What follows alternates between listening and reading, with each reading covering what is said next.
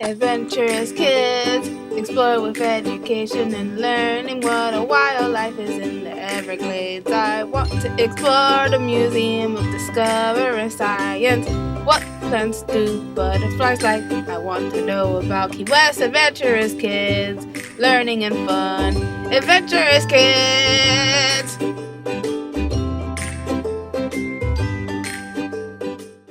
Today I'm going to tell you about the Maori people.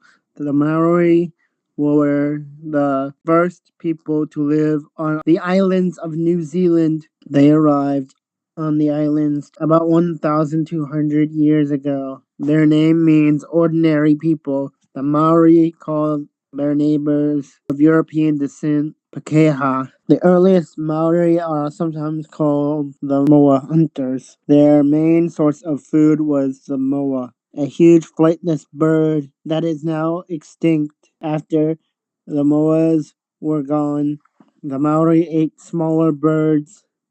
They also caught fish and grew crops for food. The Maori were skilled artists. They carved wooden war canoes big enough to hold 100 people. They also excelled in weaving. Weaving and carving are traditional Maori practices that were historically used to create clothing, household items, etc. Both of these practices have survived in modern times. Maori used the flax plant to make clothing, floor mats, and baskets.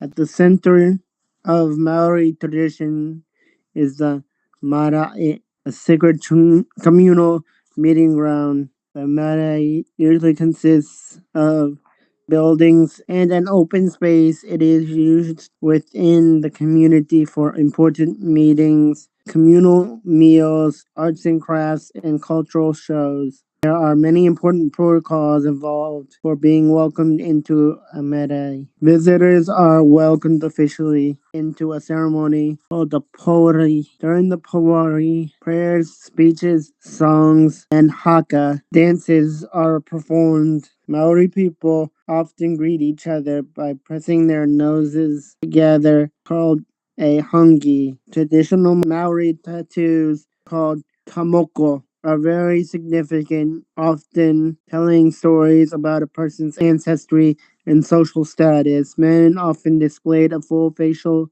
pattern, and women usually had a moko on their lips and chin. Each design, which incorporates swirls and curves, was unique to the person. According to the Maori history, the Maori sailed to New Zealand from a tropical island called Hawaii. This history says that a great fleet of canoes arrived in New Zealand in the 1300s, but experts believe that the Maori reached the islands much earlier, by 800. Those experts believe that Hawaii was actually Tahiti. Dutch explorers arrived in New Zealand in 1642. The Maori found them and chased them away. Later, the Maori welcomed European settlers in 1840. The Maori accepted British rule soon, though the Maori and the British began fighting over land. The Maori lost much of their land in the wars. Today, the Maori make up about 16% of New Zealand's population.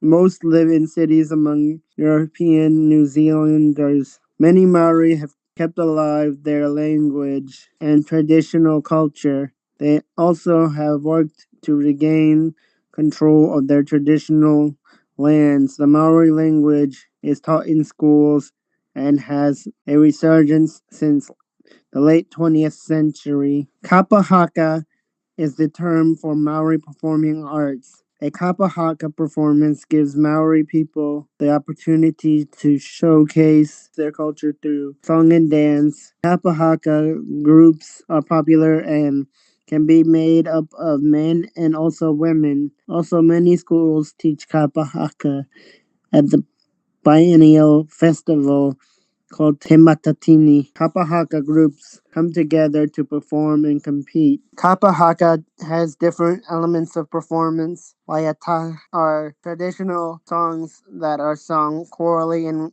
are reinforced through hand actions. Women also perform waiata, accompanied by a small poi dance. A poi is a small ball attached to a cord that is swung in rhythm to the music. The Haka performance. The Haka is a performance of song and dance. There are many different types of Haka originating from the various Maori tribes. Depending on the Haka, it can be interpreted as both a challenge and a welcome. Thanks for watching this episode of Adventurous Kids. Yeah! What did you learn today? Adventurous Kids! Adventurous Kids! What was the most interesting fact? Adventurous Kids! Adventurous Kids! Adventurous Kids! Yeah!